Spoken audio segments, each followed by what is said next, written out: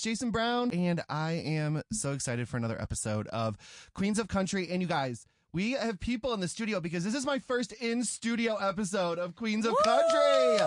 Oh my God. And I am here with Alexandra K, who I'm obsessed with. Hello, how are you? Thank you for having me. I'm so excited to be here. Thank you for coming to the studio. And this is such a better vibe than being over Zoom. We've been doing Zoom for like 4 years. So this is like way better face to face. Oh my gosh, it's perfect. Thank you for making the time and coming up here and talking to me. Of and course. I always like to start these off with a little bit of like my reaction to when I first found you and like why I'm obsessed with you. And so we're going to start off with a little bit of compliments. You know, it's always a good way to start interaction off, meeting someone. So obviously I discovered you by one of your videos. You were singing in your kitchen. And I just remember getting chills just from hearing your voice. Like, you have such an amazing gift. Like, literally it made me stop and do like that. And when I think of you and sort of like, and I normally don't like comparing artists, but I hope you take this as a compliment.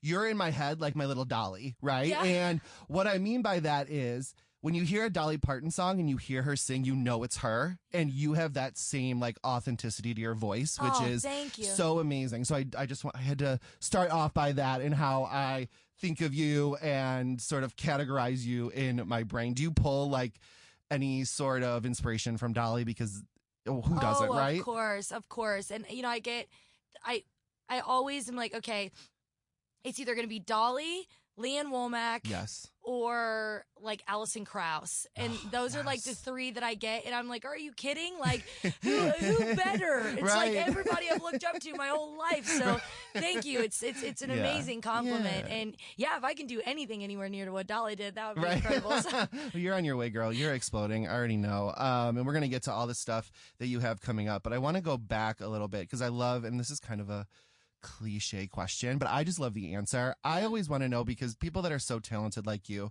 was there a moment where you were like, oh wait, like I could do this? Or when did you realize like, oh wait, I can sing and I don't sound like crap? Because I know that I sound like crap when I'm singing. So like was there a time in your life when you were like, wait, this is for me, I'm gonna do this? Well, here's the thing. I didn't, everybody who starts singing, they do sound like crap at some point. Like, that's well, I'm the thing. 35 years in, I still sound like crap. So it's like like when I first started posting YouTube videos, I think I was like 13 or something like that. And I mean, the comments were not great because I was not. It was not great. Right. We know a little something about that around these parts. But like I practiced and I practiced and I practiced, and your vocal cords, it's all a muscle, and it's just continuing to train like any athlete, and you get better every single time. And so I really worked hard on my voice, and I always had like a natural ability. Like my mom always, the earliest, I guess, my mom always talks about like in church when I was really young, like she would hear me sing and she'd be like, oh, like she can carry a tune. Right. You're actually on tune. Yeah, right. Yeah. She's like, oh, okay. And so that's, I guess, when she realized that I had a little bit like of an ear for music. But yeah, I worked really hard on my sound, and I'm really happy that everybody feels like I was just like born with it. That's really cool. I mean, that's what it's giving. It sounds trained, but there is, when you have your type of tone and texture and whatnot, like you can tell there's just a piece of authenticity there. Like you were born with this gift to do this, and that's what comes across. So I always wonder, like one day, like you said, you're sitting in church and you're like, oh wait, like I can do this. Well, it started with songwriting. So I started writing songs when I was like 13. Wow. And I was going through a lot, and my life's been really like a roller coaster.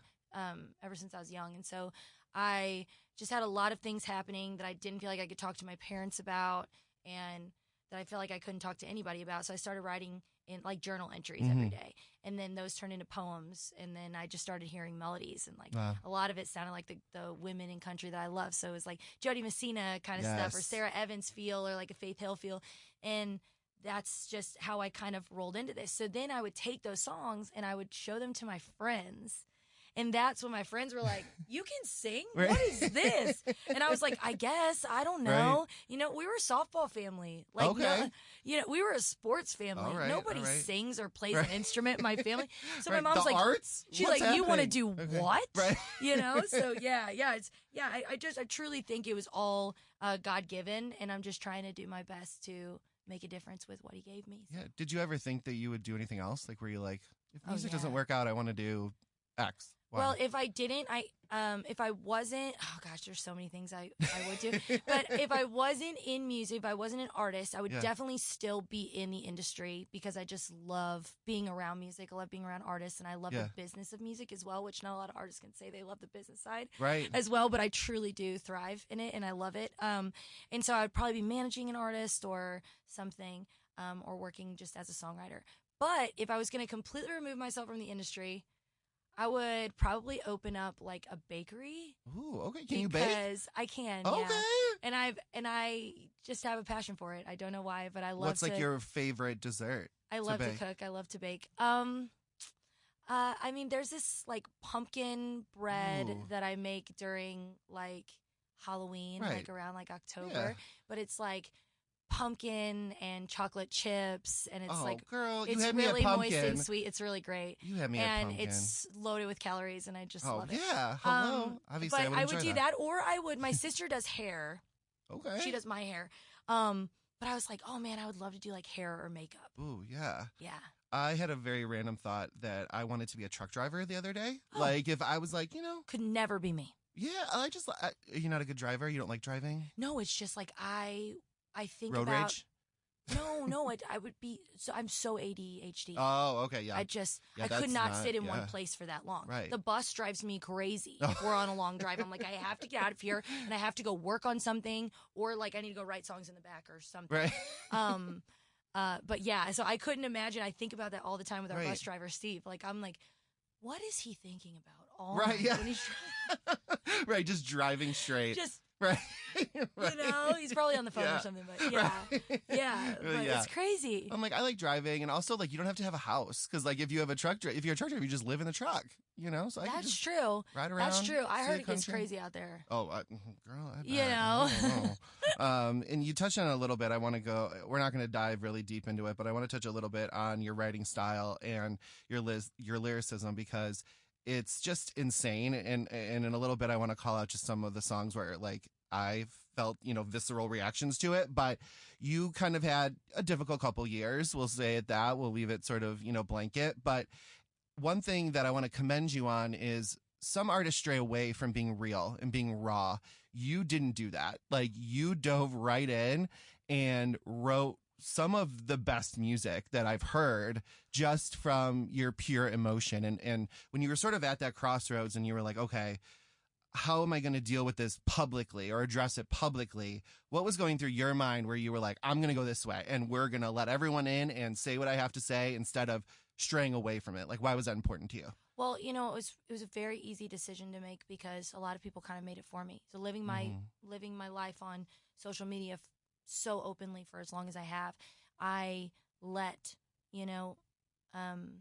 everybody see every part of my life, including my ex as well. He was very, very there in a lot of the content I was creating.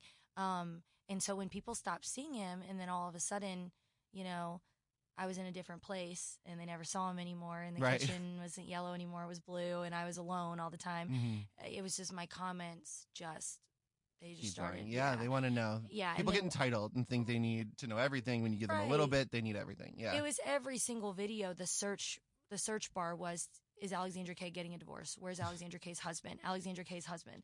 And I was just like, and like every time I would go live, it was nonstop. Everybody just wanted to know where he was.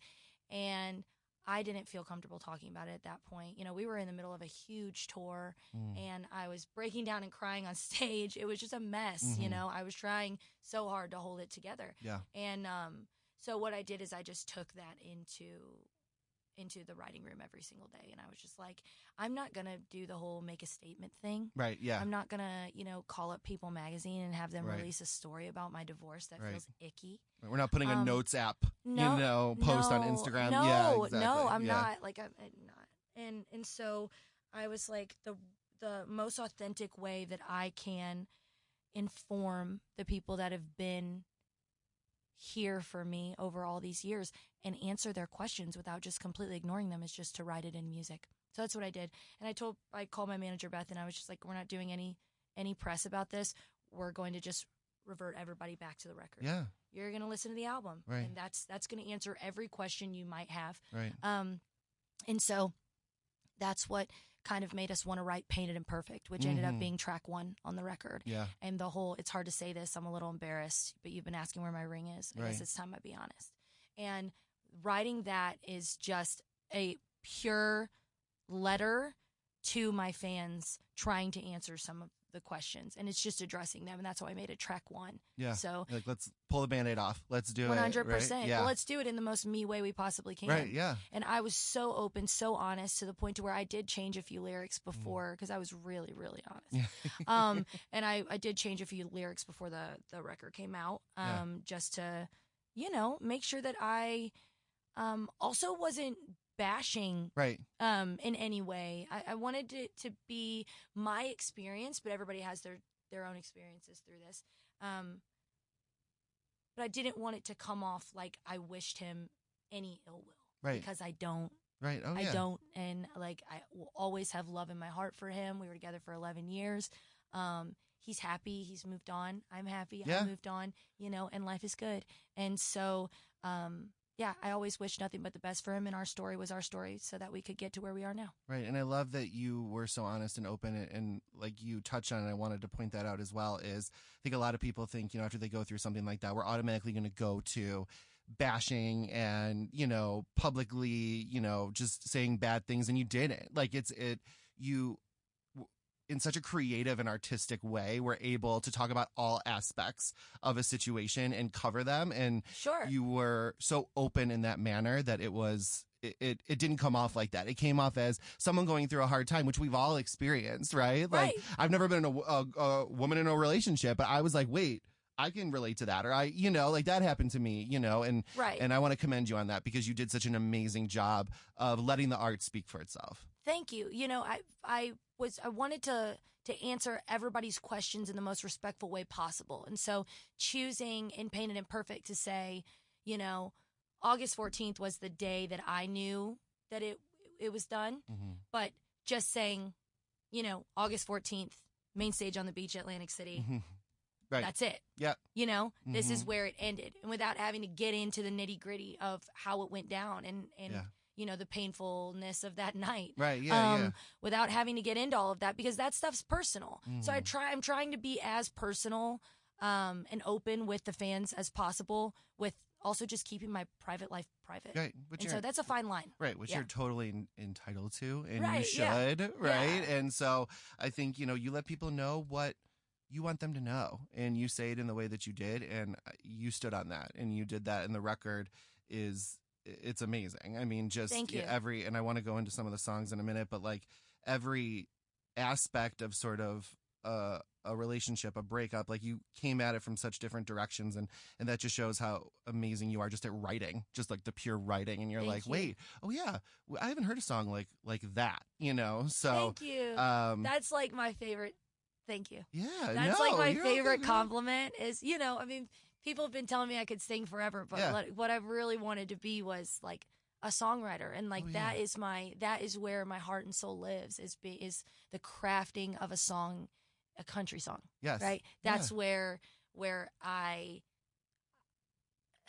it's the purest form of love for sure that I've ever felt is how I feel about country music. And so to hear that from you really, oh my God, means a lot. Girl, goosebumps. I got goosebumps in almost every song. I just got goosebumps right now with you talking about it. I'm sorry. You're creeped out. I'm so obsessed with you. No, okay, no. Anyway. Let's talk about something fun, right? Okay. Grand Ole Opry. I just saw your video yesterday. Literally amazing timing that we're talking today. That's huge. Yeah, it's amazing. How do you prepare for that?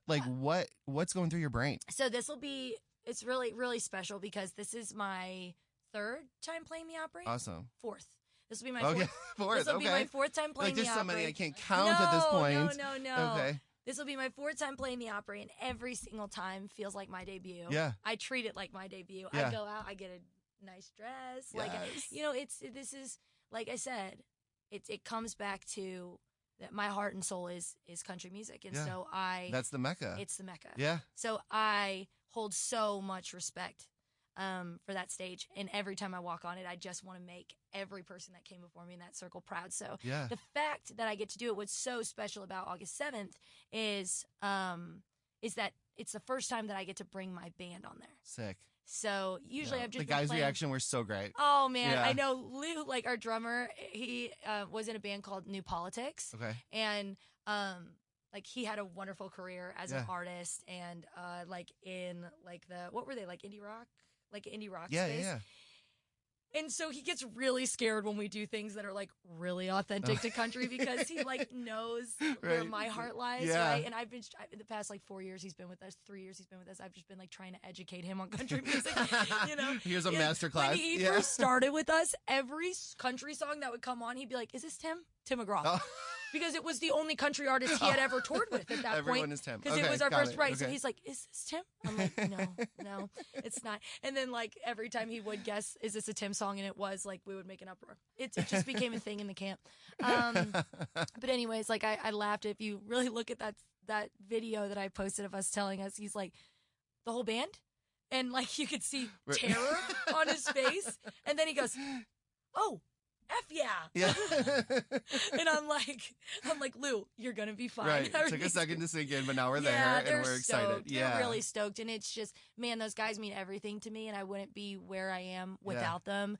And they really sacrificed a lot for me. I mean, like they took pennies a few years ago to go on tour with me, and we were in a van. We moved up from a van to a bandwagon where you get zero sleep. Right. Like, oh my think God. of anybody I don't even know what a bandwagon is. Okay. Let me tell you. Okay. So I was about to say, anybody who doesn't know what a bandwagon is, and this is not me talking bad about bandwagon because it really is an affordable option for people who cannot afford tour buses. Okay. But need to get from A to B and need to sleep. Right. Yeah. In between because there's bunks. Okay. So it is a converted box truck. Oh God. Okay. With bunks, a kitchen, a full fridge. I mean, not a kitchen, like a counter, a small countertop. Yeah.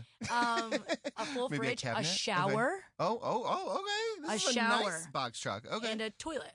Oh, right. So that's all you need. Yeah. Right. I mean, and so it's together time. It's honestly fine. Like we toured 2 months. We did the All I've Ever Known tour. So like right after I released my record, we did the All I've Ever Known tour in a bandwagon out for 65 days without going home. Holy cow. Yeah. Wow. So we didn't get a lot of sleep. Yeah. But because that's the only bad thing about a bandwagon is it's a box truck. So it's thin. So you can hear every truck that goes past. Oh, God. And it shakes. I mean, and the person driving it doesn't have to have a CDL. Oh, God. So it's just like anybody. It's just like, does someone have a cousin that can drive our I was literally box truck like, around our that we're bus trying to sleep in? driver, Okay. I would have to be like, "I'm just coming up to remind you that we are not crated chickens in the back. We are. There are people back here. Like you please stop bouncing us around, you know. But some of these people had never like driven people in the back before. Okay. So there's a different way of driving when there are humans back there. Anyway, so we did that. But these guys were with me from a van and hotels to doing a whole year of just fly dates, which is tough, to a bandwagon, to getting paid nothing, to playing for 50 people, to where we are now. So I playing the Opry stage with them is going to be really special. Wow, and that's so like full circle, and now you're bringing it back, and you're going to be standing with them on that stage. Like that's so iconic. Yeah, it's going to be incredible. Oh my gosh. And one thing I do want to point out too, for maybe people that aren't as familiar with you as obviously I am, you are independent. I am, yeah. Which is crazy. I know. Like that you are like. It takes so much more drive to do this all your own and pick your team and tighten it. And I will say, just like the interactions I've had with your team, A+ stars. They're right? Incredible. Like they are amazing. Yes, you're okay. Right. Yes. And like, why is that so important to you to stay that way and represent it? And what was the idea just behind it? Like, I'm going to do this myself. Well, putting out this record myself, there was no question because I didn't want anybody's hands on it. It was so personal that I needed to protect it. That is literally your baby. Exactly. Yeah. I needed to protect it to make sure that it came across exactly the way I wanted to. It wasn't done until the moment I said it was done. And that was 6 days before it was supposed to come out. Oh, my. So I'm sure no one was freaking out. Beth right? Beth got a couple of gray hairs from that one. Yeah. She's like, "We need to turn it in or it will not be on digital." And I'm like, "I don't like this part. I got to recut this part." Right. But it ended up being, I laid in my bunk first night of the tour, in which we sold, 30,000 tickets on my headlining tour for that album, for my debut album. And I laid in bed and I listened to it front to back for the first time since it had come out. Wow. And I just stared bawling because it was that'd perfect. be quite the experience. It was exactly what I wanted front to back. I would not change a thing. And so that was why that was so important to me. But it was so easy to stay independent for as long as I have because one, I didn't care about taking anything to radio at the time. I wasn't ready to take anything to radio. And as a lot of you guys know, it's part of kind of climbing that ladder and progressing in your career is having a song go to radio. And especially in your genre. Exactly. Especially in country. Yeah. Exactly. I mean, country overall, right? I mean, radio's still king in country, and so that's the only genre it's still king in. Right. And so, I look at it in a very business way. So I don't look at it as I want to go to radio just to be able to like hold a plaque and say I have a number one song. Right. Like that doesn't mean anything to me, and it doesn't mean anything to anybody else either. Right, yeah. Like, what is that? Just like a vanity thing that hangs in my. So when I feel Right. bad about myself, I can look. Right. At least I got a number one song. Right. Yeah. You know what I'm saying? Like, right. like that's just not how my brain works, right? How my brain works is it's casting a wider net. So it's taking what I've created to help people, and it's just blasting it out to millions more. Yeah. And that's what I look at for radio, and that's why, we're having the conversations we're having. Right. And I'm not sitting here saying I'm going to be independent forever Right. because I would like to take something to radio. Yeah. I would like for people to drive past my marquee and be like, I just heard her song on the radio. I'm going to go to the show. Because as of right now, if you don't, if you're not following me on TikTok or Instagram or whatever, like you don't know me when you Right. drive past the marquee. You've never heard any of my stuff. So really looking forward to what radio is going to be able to do for us as far as just like casting that wide net and just bringing more AK fans in to join the community. You have an AK fan in radio right here. So Thank you. Whatever I can do, I am here for it. But I know you said that people, if they don't follow you on TikTok, they're not going to know you, but you've created such a great, community there, and, your engagement is huge, and, your videos are amazing, and I think it really represents your art and your music well. But I want to stop down and talk about the jelly roll of it all. Yeah, okay? please. Because I have a feeling that's all going to change, right? So there's so much jelly roll in your life right now, I feel like. So not only you're going on tour, right, with him, doing some shows with him, you have the song from the Twister soundtrack, which is amazing, by the way. Like the way your vocals layer and like mesh together is absolutely insane. Like I was like, whoa, like it's my favorite song on the whole record. Have you heard the story about how that came about? No, please tell me. Okay, so I was sicker than a dog. I was so sick, and that happens. It happens every time I get on tour because I meet 150 people for free before every show. Oh, that's amazing. Yeah, so I do 100. Like love her anymore. Like oh my god.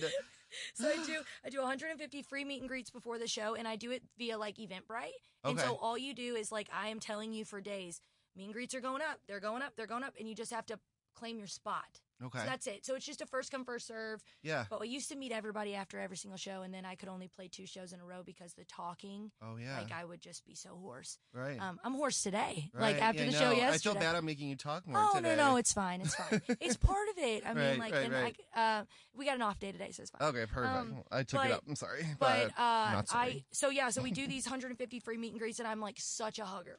Oh. So, I mean, I am not the kind that's you're like... breathing in all the droplets is what's happening. I am, like, coming at you, full bear hug every time. So I get all the germs. Whatever you have, I'm going to have it. And so I was sicker than a dog, and everybody went out to dinner. And I couldn't even go out to dinner with everybody. I was so sick. So I went, laid down, and... they got me out of my bunk when they got back, and everybody was in the front lounge. There's a video on TikTok of this, by the way. But Beth... in my drummer Lou just start shout out to Lou, happy birthday. But it was Beth and Lou were talking about Twister, like the original movie. Oh yeah, iconic. And, like, Helen Hunt. Seen it, and we're just going back and forth. And they were like, that'd be a fun movie to like just watch in the front lounge together one day. And I was like, oh yeah, I'd love that. And then Beth just nonchalantly was like, well, what if I told you that you have a song with Jelly Roll on the soundtrack and you're recording it tomorrow? Oh my. You just drop it like that? And I was like, okay. I was like, and I literally went into shock. And I literally in the video, you can hear, I go, no, I need you to repeat it. I don't know what you said. I blacked out. Right. And she told me again, and instantly, I mean, we're so happy. We're all high-fiving. We're like, we've worked so hard for this. This is so awesome. Thank you, Jelly, you know. And then instantly I'm like, oh my gosh, I'm so sick. What am I going to do? What am I going to do? And I was like, what do you mean I'm recording it tomorrow? We're going to Stagecoach. Oh. She was like, yeah, so we're getting there. We're going from there to a house. You're recording the song from there. You should get back to your Stagecoach set about 5 minutes before you're supposed to go on stage. Oh my God. I was like, okay. All right. I am like Flonase. I'm trying everything. Steroids, like whatever I can. So then I got into Stagecoach, went over, Jelly walked in as we were recording the song. He's like, you sound awesome. We recorded the song. I got up on stage, did my Stagecoach set, and left there not knowing how big of a day that actually was going to be. So super, super cool. And Jelly and I are playing together in Midland, Michigan at Tailgate and Tall Boys Festival. Went in a few days. Saturday, I believe. Sick. And I think we might be doing the song together. Oh so my God. Yeah, I'm excited about that. That's so exciting. Yeah. Yeah, so it's Leave the Light On if you haven't heard it. It's my favorite track on, I'm not just saying that because you're sitting in front of me, but it's my favorite track on that album. And that's huge just to be a part of that album. Thank you. Those that's songs on that album, like the people those artists on that album are insane. It's like everybody. I know, it's insane. And I got to go to the premiere. I saw you looked gorgeous. Oh, that thank dress, you so girl. much. Okay, thank you. I felt like the top was giving tornadoes. Yeah, it was. It was on theme. Thank yes, you. I was trying to be on theme. I love it. Thank you. And it was so cool. We got to go and do walk the carpet. And while I was walking the carpet, and there's a video of this as well, the song started playing on the carpet, and I just kind of was like, looked up and was like, we're exactly where we're supposed to be, Yeah. And I say this all the time, but I have been through it as an artist, and like any artists listening to this right now, like you have to go through it. Like I have been through it. I have had and lost 2 record deals. I've been on a TV show that was supposed to change my life that I worked 2 years on that completely flopped. Wow. I've gotten denied from every singing competition show you could ever think of. What's wrong with these people? You know what I'm saying? Right? Yeah. Now we can look back and say, well, what the hell? And I love that you said that, because as I do more and more of these episodes, one thing that I'm learning is people think it's like this overnight thing, right? No. And like it's not. There's such a grind, and there's so much you have to do just to get like a little ounce of we're moving in the right direction. People have no idea that I started my career in hip hop. Oh my God! I literally started my career in hip hop and R&B. So I grew up in a small town outside of St. Louis, Missouri, but I was on the Illinois side. All right. And so I used to work in downtown St. Louis. I worked at the Four Seasons Hotel. I was the hostess in the restaurant. And there was a lot of rappers and up and coming hip hop artists that worked in there. And so I ended up meeting a guy, his name is Smino. He's got a huge career now. Yeah, do you know? Yes. Yeah, we have a hip hop station here, so yes, I'm familiar. Okay, you guys are definitely, because he came to Chicago from St. Louis. Okay, anyways, he used to work in the kitchen. I was the hostess, and we used to go downstairs. Yeah, we used to go down. Talented Four Seasons. Okay. We used to go down to the 5th floor where the smoking lounge was, and he would rap and I would sing, and we'd talk about our dreams. And it's crazy. He's got this big career now, and it was, and he hooked me up with a bunch of different people who needed hooks on their tracks, and I was like, I'll do it for free. And so I just kind of became the hook girl in town, and I would just. Any rapper that needed a hook, I would just do it for free. And my name just kind of got passed around from one to the next, to the next, to the next. I ended up in the studio with Nelly and Huey, and just working with a lot of those really well-known hip hop artists in St. Louis. And that's how I got my first record deal. Wow. But I mean, I would clock out from my job bartending at 3:00 in the morning. I would drive to Dirty Entertainment, which was Nelly's studio, and I would be there until 6:00, 7:00 in the morning, and then I would go home, get home about 8 or 9, go to bed, wake up at 3, and go back to work. Oh my God. And do it again. Wow. Yeah. I mean, like I've it's put in such the a work. grind. And that's Yeah. one thing that, I don't want anyone to ever discredit someone and be like, oh, overnight or whatever it might be. Yeah. Like, you were grinding in all different genres. I was. I put myself on a 28 city tour in 2018 where I played for like 20 people a night. Hey, but you were on tour, and that's all that in matters. my Buick Encore, and then she lit on fire. She's gone. She couldn't handle all the traffic. Oh my God! Well, from Nelly to Jelly, we went like everywhere. Nelly to Jelly, let's go. We went from everywhere. Invisible string. So the album, All I've Ever Known. Obviously, I'm obsessed, as if haven't said that enough in this interview. But there were a couple tracks I just want to stop down real quick, like rapid fire, some that were like so stand out to me, and I wanted to just note certain things and see, what your thoughts were. So the title track, when I was listening to it, obviously, it has sort of, mellow beginning, whatever. You're talking about, your relationship and all this stuff. But then when you get to the bridge, it's almost like I felt a relief. Like physically, like the way the production was and the writing, like it was like, oh, and then it ends differently. Was that sort of the mindset behind that song? 100%. Yeah. When we wrote that song, you can physically feel it when listening to the lyrics. I wanted you to feel that light at the end of the tunnel moment, right? Yeah. Like you made it on the other side. Yeah. And, when I was writing that song, you know who I was thinking about? It's crazy. You think I was just very, very, internally. Yeah. Processing it all and just kind of spilling it out on paper. But I was thinking a lot about my mom and the fact that she got married at 19 years old. Wow. 19. Oh my God. My dad is all she knows. Wow. And they're in love, they're happy. Yeah. But she never got the chance to do what I'm doing. Right. Right? Which is just go out and find myself and follow my dreams and figure out where, right. what she wants. She got married so young. She had kids so young. And then we became her life. Yeah. And I remember the first time I showed it to her and she just started bawling. It was like, I relate to this so much. And I was like, makes me happy because that she was who I was thinking of, is all I've ever known is fit the mold, play the role, be a good wife, wash your clothes, turn this house into a home. And I think that a lot of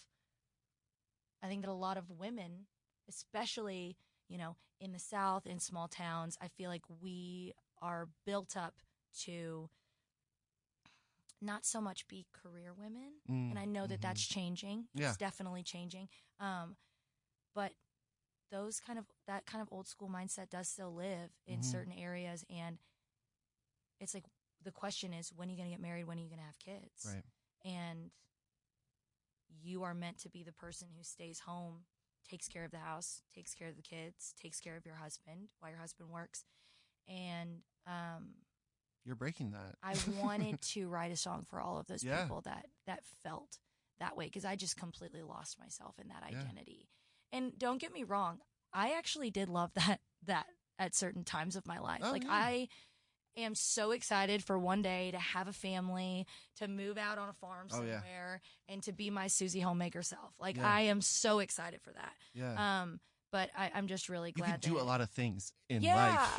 right. You don't have to pick a lane and that's all you can do. You can fit in different boxes. 100%. But I'm glad that I could give those people who are feeling that just a relatable song. Yeah. They're like, I feel seen, I feel heard. Right. And another song, the second one I wanted to just touch on, of the three that are standouts for me, More Than You, because I think it's such a different angle of looking at a separation or whatever.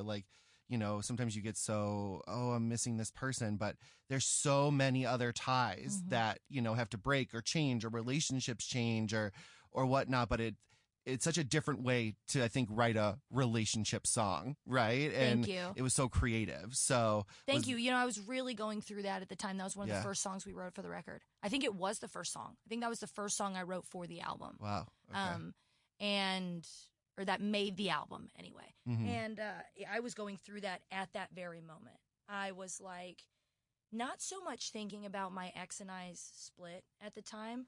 I was more thinking about his nieces and nephews. And I would just, I was staying with my manager, Beth, at the time, and I would just bawl my eyes out being like, they're going to ask where I am. And it's just, I was more thinking about the family that I've created within his family. And what's really cool is that his sister has reached out to me. one of my sister-in-laws, Kelly, just texted me the other day and was like, "Congratulations, sweetie, we're so proud of you." Because they were watching the Twister movie and the track, my track was playing, and so I'm really glad that I didn't really fully lose them the way that I thought I was going to. But it is such a relatable thing, and at that time there was so much talk in my little small town. And everybody thought they knew what was going on, and I was getting crazy calls every day. I heard you, blah, and I was like, "What? That's crazy." Yeah. One of the rumors was that I fired my whole band, dumped my husband, was cheating on him with someone crazy that was not even, and then went Hollywood on everybody. Was and I was like, this is insane. Yeah, because one thing you give is Hollywood. I'm really, getting diva right now. This is probably, honestly, my cherry bandana is the most Hollywood I've probably ever given, but I'm here for it. So no, girl, you're rocking the cherries. Oh, thank you. Today. I love you. I love it. It matches my shorts. Yes, yeah. I have cherries on my shorts. But so that's why we started the song with it's starting to make its way around that rumor mill, spin around. And another little tidbit is the second verse where it says that how does it go? How does the second verse go? I got missed calls from 618, which is the St. Louis area code. Okay. Or the Illinois area code. Yeah. And it says, "Just checking in, girl. Are you okay? I saw him at the bar. It looks like he's moving on." Right. And that is an actual real story thing that happened because I hadn't shared our separation with anyone. Okay. And my best friend called me and was like, "Where are you? Oh, no. I are you okay? You need to sit down for this." Yeah. And I was like, what happened? And she was just like, "He is cheating on you." I have proof. This girl came to work and was like, "This is what happened last night at the bar to me. Right. And you need to tell her." Because I live in a small town, right? And everyone's going to see everyone. I go and I play the fair. I play the picnics. I play the fairs to and so I have a little a name in the town, so people know me. Right. And so she was just like, this is not going to be. And so she says it to my best friend. My best friend calls me and it's and I was like, "No, I haven't told anybody yet, but we are separated." Wow. And she was just like, "Still, what is he doing?" And what was really crazy was we were in couples therapy during that time. Oh, God. So, trying to work on it, and that was kind of a nail in the coffin. Yeah, that line killed me. I don't know if it was that song or a different song where you're talking about, bawling your eyes out in couples therapy. Oh my God, that just killed me. Yeah. A lot of couples therapy stuff. Yeah. And the last one, not so much a question, but just how girl, ever leave? I feel like I got off a FaceTime with you and then just started crying in my car when I was listening to it. Just your writing is just so good. I just want everyone, if you haven't checked out her music, please, you're just such a good writer. You're such a good storyteller. I wanted to shake you when I was listening to this album. It's so good. Thank you. So last question before we wrap this up. What is the rest of 2024 look like for Alexandra K? What are we doing? Working on a new record. Yes. It's going to be something very different from what you guys are used to hearing. Is there a Nelly feature? Are we bringing it full circle? Not yet. Okay. But I would honestly. There's room for it. Okay. There is room for it. Yeah. But yeah, I'm super excited about the new wave of music that I've been creating, and cool. And it's super fresh, and touring a lot. Just released just put up a European tour. Wow.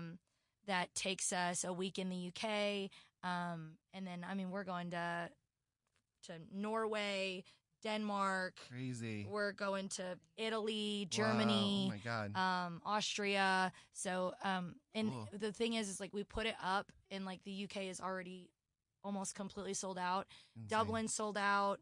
Ireland sold out. We're upgrading all the rooms. Amsterdam sold out. We're upgrading the rooms. 10 months in advance. Wow. It's like almost a year from now, and the whole European tour is almost sold out. So that's going to be wild, and on a new record, which is crazy because like they're buying tickets and they don't know what the record's going to be yet because it's a year late. It's a year from now. That's I just insane. had deja vu. That was crazy. Like that's just the community that you've built and the fans that you've just off your talent like is insane. Like I hope you like are taking a minute to like take it in. Like thank you. I really am. And I do it in prayer every day. And I do it in just gratitude and appreciation and just waking up every single day and looking out the bus, no matter if we're at a gas station or some random field somewhere or if we're in Chicago. And just kind of just thanking God for today and for just another day to do what I love. And Cool. Well, the album out right now, All I've Ever Known, amazing. Everyone needs to take a listen. Leave the Light On with Jelly Roll off the Twister soundtrack. It's the best song on the album, not gonna lie. Thank you. And Alexandra K, thank you for being on Queens of Country. Thank you so much for having me. Seriously, this was awesome. Thank you.